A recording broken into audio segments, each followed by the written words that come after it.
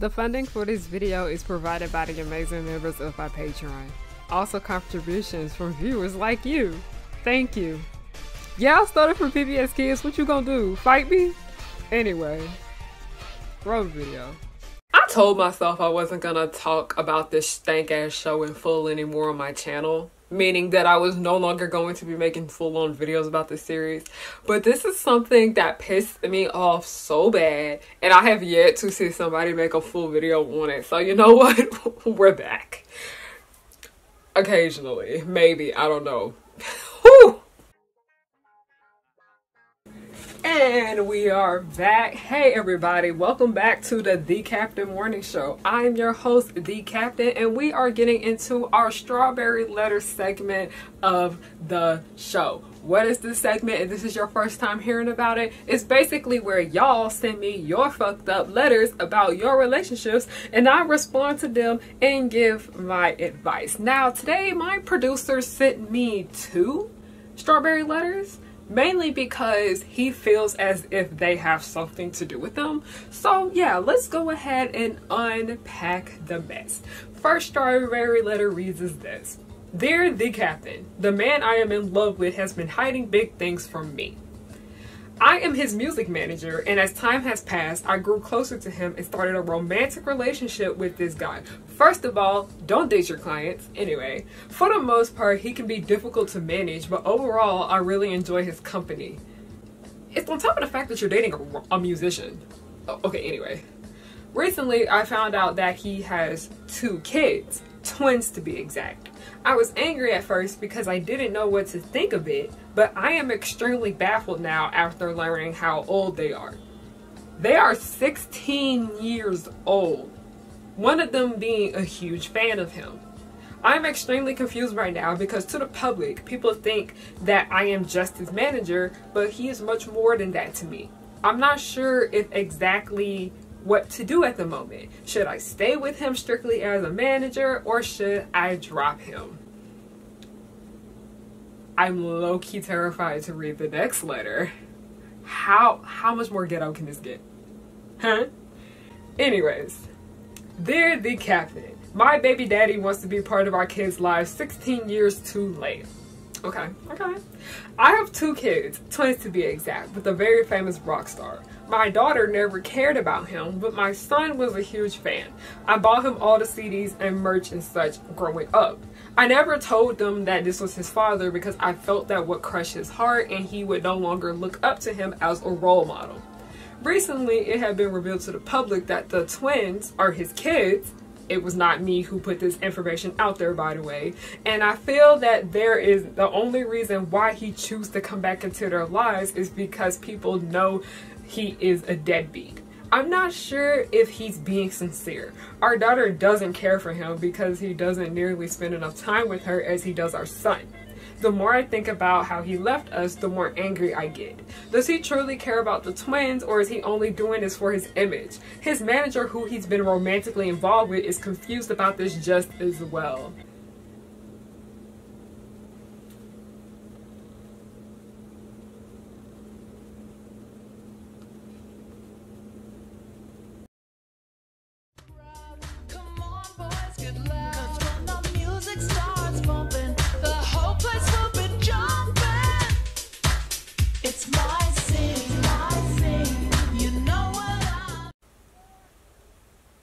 Miraculous ladybug fails at a lot of things when it comes to storytelling, but the baby daddy storyline by far may be one of their worst. Oh, I don't like the fact that y'all can see the white. No, that's getting on my nerves. I'm not supposed to see that. Y'all supposed to give the illusion that I'm just in front of a gray wall. Okay, before we get started, I do have a few little announcements to make. The first one is that I have a new novella coming out. It is a book that me and my friend Amaya Janelle, we spent the entire summer making this thing. It is basically a collection of essays that covers the subjects of ableism, misogyny, white feminism, and entertainment. Very much nerdy shit. It's called Do Not Call Me Sis. And before anybody tries to get on me, Amaya is a disabled black woman, and I thought it was very important for her to use her voice and talk about issues relating to disabilities, the way the world treats people that are disabled,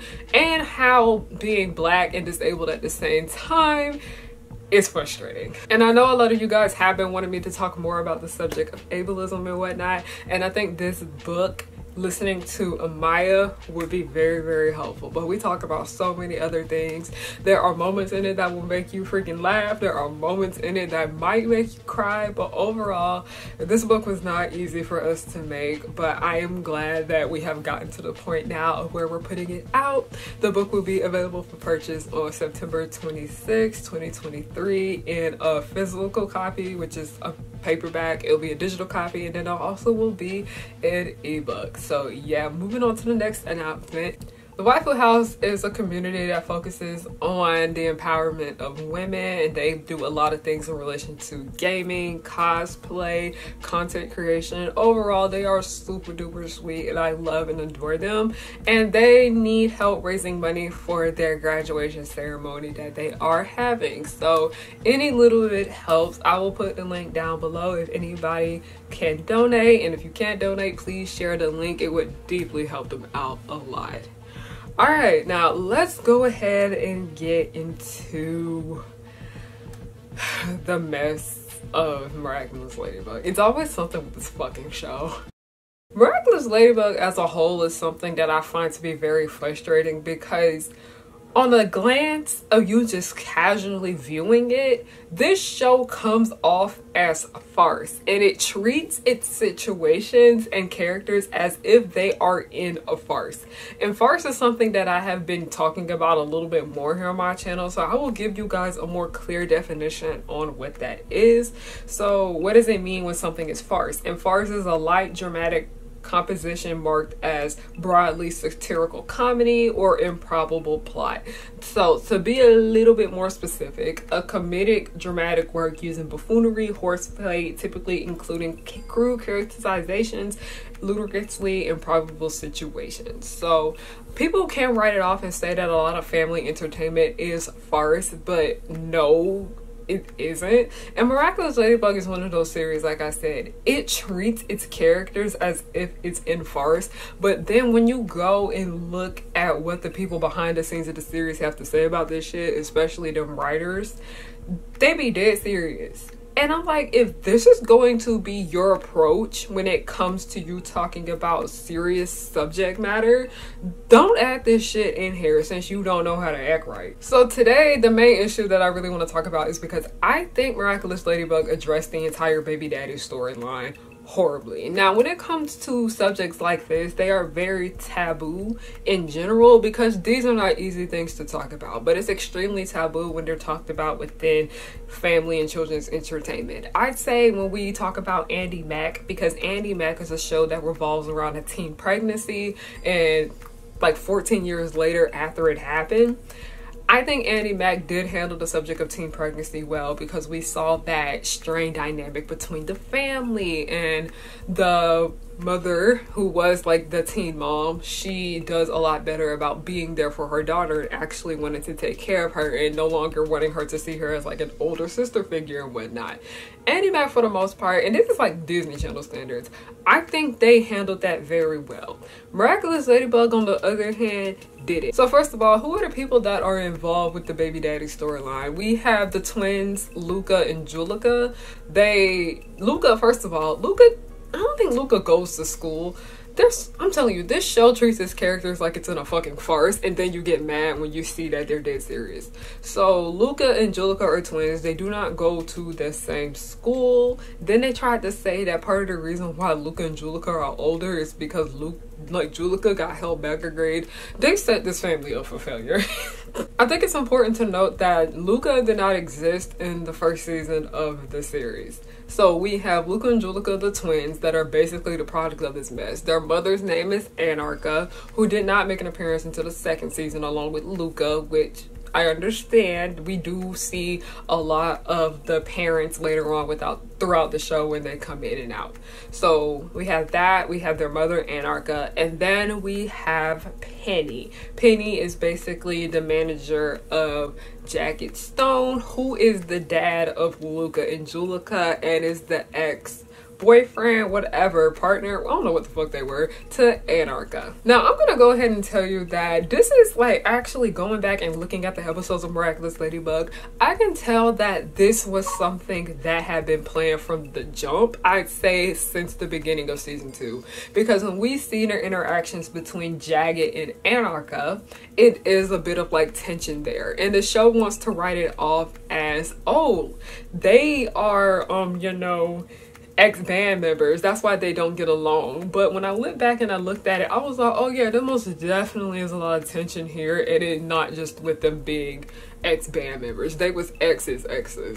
Mind you, I really do enjoy Anarcha as a character. She's super duper fun.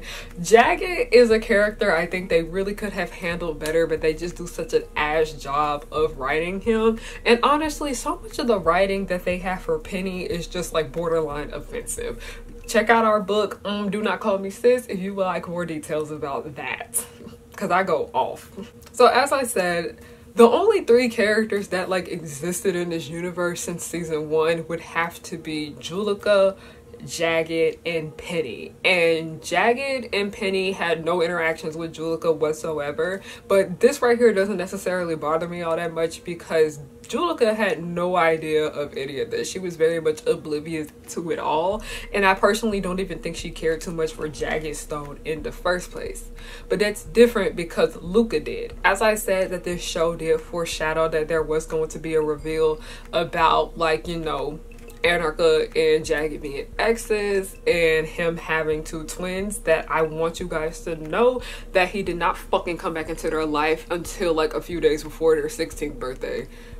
Like I said, this show wants to act like it's farce, and then it does some stupid shit like this. The main issue with this is because I feel like they handled it horribly. Miraculous Ladybug is a show, in my opinion, I feel like doesn't know how to sit the fuck down. When they want to touch on serious topics, they only let it sit for about like 5 minutes, and then next thing you know, the subject is like very fucking rambunctious after that. It's honestly annoying, but also this show introduces too many people in it. If you guys wanted to execute this entire baby daddy storyline better, you should have given the story more time for that. 3 of these people within this situation were introduced in season 1. There was no mention of it there whatsoever. Julica, the daughter in the situation, she had no idea of its existence. In season 2, that is when we kind of start to see these characters a little bit together. We do get to see that Anarcha and Jagged are not on good terms. We see that Luca is a big ass fan of Jagged. Julica just loves music, so that could be like foreshadowing too. She plays guitar.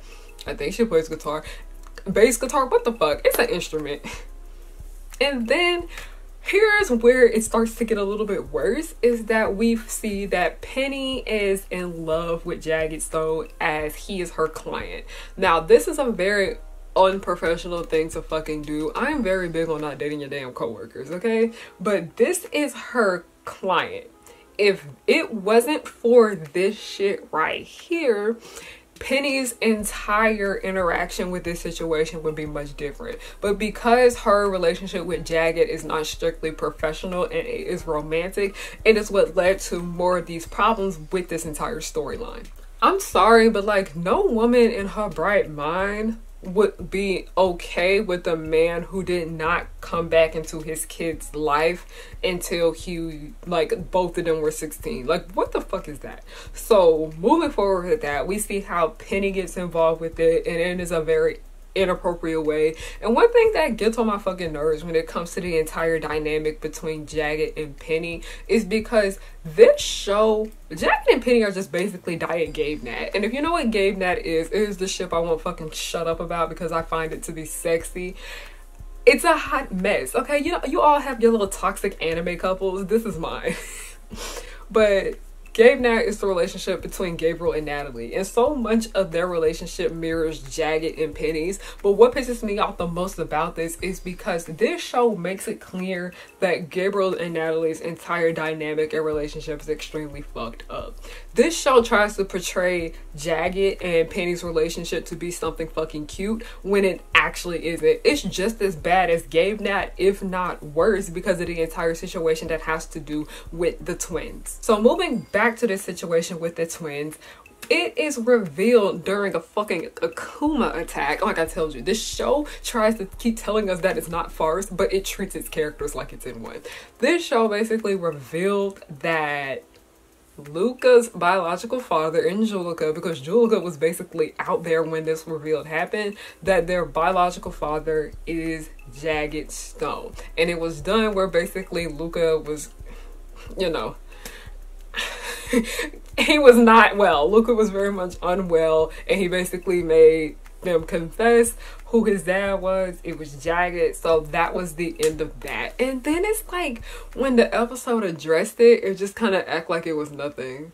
And we were like, wait a damn minute, you guys addressed something super duper taboo. The way the show treated it, it was so fucking weird, because it was a situation, it wasn't a thing like, what did I have for breakfast this morning? And you would have been like an egg and cheese omelet. No, that's just something that you just throw away because you don't think it's that fucking deep. I'm sorry, but finding out that your dad, who you never fucking met in your life, is one of the most famous rock stars in the country, and I'm pretty sure Jagged is famous worldwide. Like I said, thinking of the universe of Miraculous, when really he would not be no more famous outside of Europe. Let's tell the fucking truth. That's a big deal, and the show just kind of like threw it away in the end, because this show doesn't know how to fucking sit down. It introduces too many characters and storylines, and then nothing gets executed well. So there we have that.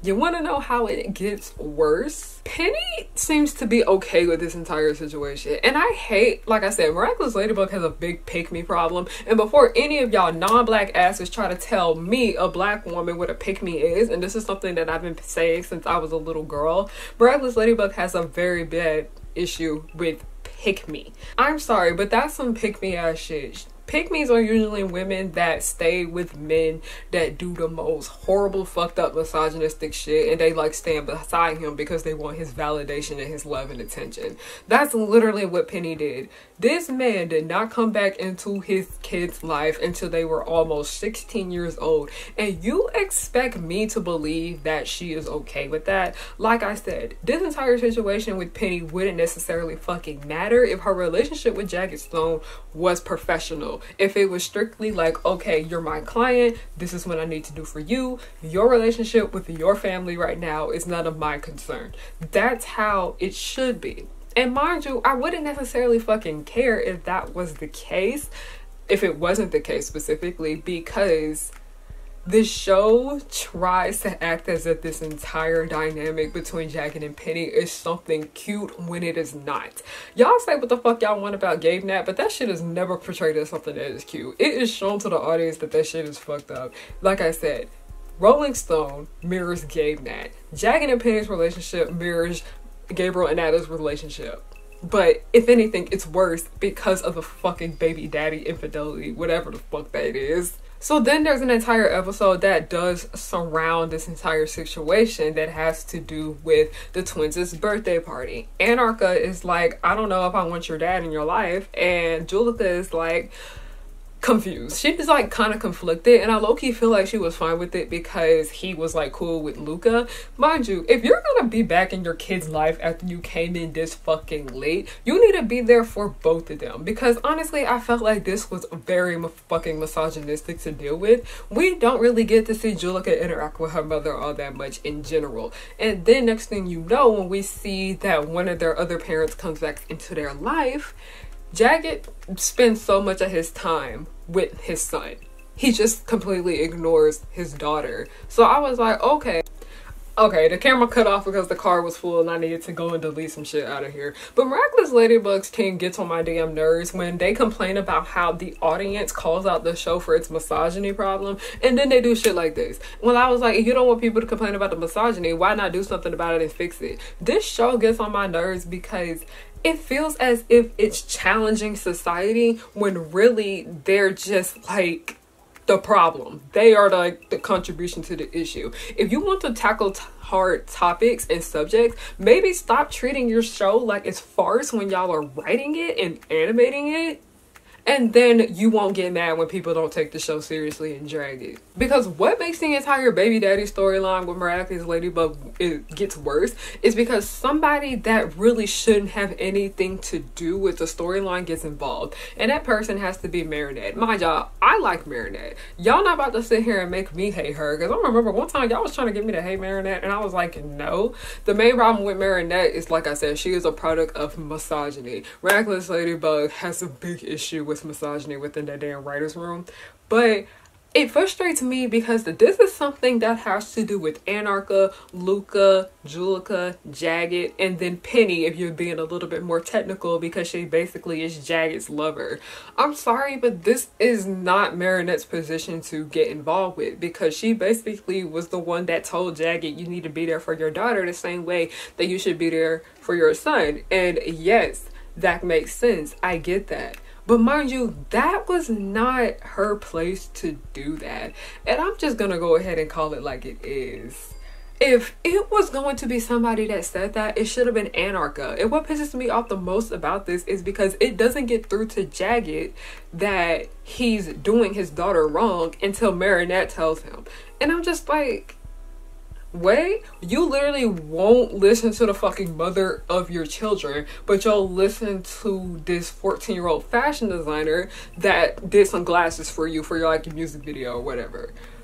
Jagged, like I said, the show, mind you, I enjoy Marinette's character, but this show needs to understand that she does not have to be involved in every single last person's life. That's one problem that I had with Hey Arnold, and I noticed that they ended up stop doing that at certain points. But Hey Arnold is a show I feel like is another series that suffers from this problem, is that they always felt the need to involve Arnold in everyone else's bullshit, and usually a lot of these situations would not concern him. Like, Arnold would be interacting with people that you'd never think he would be like talking to or whatnot. That's why I was just like, And like another thing where I was talking about how Miraculous Ladybug is annoying, where it treats a series like a farce and then gets mad when it isn't. How are all of these regular, normal people, and they're not normal people, I don't care what nobody says, how do they have access to all of these super duper big famous people? Like, can we be like fucking for real, please? Can we be fucking for real? Like, let's go ahead and talk about that right there. But what makes it worse for Miraculous Ladybug is that, mind you, I quit in the middle of season 5. I left Miraculous Ladybug in 2022 because I was just tired of this show stressing me out. I think season 5 is straight ass, okay? I hate it. I don't like season 5 whatsoever. But I ended up finding out more about what happened with this storyline because it was something that I was very interested in. And mind you, it got Penny out here looking stupid. I remember the day I found out that Penny basically was okay with Jagged basically being a deadbeat baby daddy. I was so pissed. I literally had said, "Penny, you stupid bitch," out loud because I was just too mad. I was like, what even is this show anymore? I feel like this show just keeps throwing shit at the wall and try to sneak with sticks. And then they just go along with it and write it and keep going. My problem with this show, like I said, this series, 1, doesn't know how to sit the fuck down. 2, it always gets characters involved in shit that don't need to be there. And 3, the writers cannot get angry with us with not taking this series seriously if they continue to write it and portray it like it's a freaking farce. Overall, I feel like every time we have these discussions with Miraculous Ladybug, it just comes down to like bad writing, but it goes much deeper than that, because anytime people bring up problems that have to do with the subject of race and misogyny, because those are like the two big things when it comes to the problems that this show has, they get really defensive. And when I say they, I mean fucking Thomas Ashstruck. They seem to get really defensive anytime we bring up these valid concerns and critiques when it comes to the series. I'm bringing Jeremy Zag in here too just as well, because you are responsible for the colorism that Max had to face in that movie. As much as you want to sit here and defend your art, you don't seem to understand that you are not going into writing these serious ass subjects with care. Because we can sit here and talk about how they handled the entire storyline with Rose and her illness terribly too. That was very much ableist. And also the entire situation with Natalie and her illness was ableist too, just as well. There's a lot of like weird colorism shit that happens with numerous characters, Penny included. They pulled that strong black woman trope with her, that ride or die. Like I said, this show just needs to sit the fuck down and actually go back to the evaluation room in the writer's room, because it's like a problem I've noticed. Like I said, Miraculous Ladybug is a series, in my opinion, I feel like shares a lot of similarities when it comes to Sam Levinson's work. It's because the series, both of these series, want to handle taboo serious subjects, but then they introduce so much shit, never come back to it, and then when they come back to it, it falls flat, because it's just like, you want us to take this seriously, you want this to be an imitation of life, but you're not going about it in the best way, and you're trying to act as if it's cute and okay and it's something that could be romanticized, and no, nada. I'm tired. I am over it. But that's just all I wanted to say for this. This was just like a ranty video. Y'all told me that y'all been liking my videos where I just get on camera with no script or outline or whatnot, and I've been having a lot of fun making these. It's like the old days of my channel. I miss that. But yeah, thank you guys so much for watching. Like I said, I really did want to move away from making like videos strictly about Miraculous Ladybug, but I was like, no, because this is actually like a bigger problem than just the show in general. It's like a problem with a lot of media just as well. So I appreciate that. Thank you guys so much. Book will be out on September 26, 2023. Please help and donate to Waifu House so they can have a successful graduation. They deeply would appreciate it. That's pretty much all I have to say for today's video. I have a headache right now, by the way. I hate that because I took a nap before I got on here because I was studying and I fell asleep, and now I have like a big ass headache. And yeah, the next few videos that you guys are gonna see me, they're most likely going to be like art commentary and shit like that, but I do have a few more videos that I have on here that will be a little bit more like, I wouldn't necessarily say scripted, but like me going through points, because like I said, the Marseille Martin video is coming. It's just taking me a minute to get to it. Okay, it's just taking me a minute to complete it and watch all that I need to watch. The neighborhood story video will be out soon. Mainly it's because I want to finish reading the manga in full before I come and give my thoughts and opinions on it, because I have a lot, and a lot of y'all are not going to be happy about what I have to say about Aizawa's work, because these are just ongoing numerous issues that I have just kind of noticed as time has passed. Yeah, I'm doing Blacktober. I mentioned that before. Not 25, it's 31 days. I'm going to do art one day, and then I'm going to do cosplay the next, and I am super duper excited. I have so many fun new products coming to my website, by the way. Tons and tons of new bonnets, because I noticed that a lot of y'all really do love my bonnets, and yeah, I appreciate that. But thank you guys so much for watching, and have a good day, night, or whatever time of the day you're watching this. I'm just glad you watched it with the ads on. Okay, thank you. Y'all have a good day. Now that you see, you should beware of the power of three. They come to fight as fast as they can. They're dangerous yet fabulous. Because the Eutonia made them eschew. They are the colors of pink, green, and blue. They'll catch you in the blink of an eye and do it all before bedtime. They coming through and fighting, and everyone they're shocking. You know no one can stop them all because of the chemical acts. They coming through, they're coming, and everyone they're shocking. You know no one can stop them all because of the chemical acts.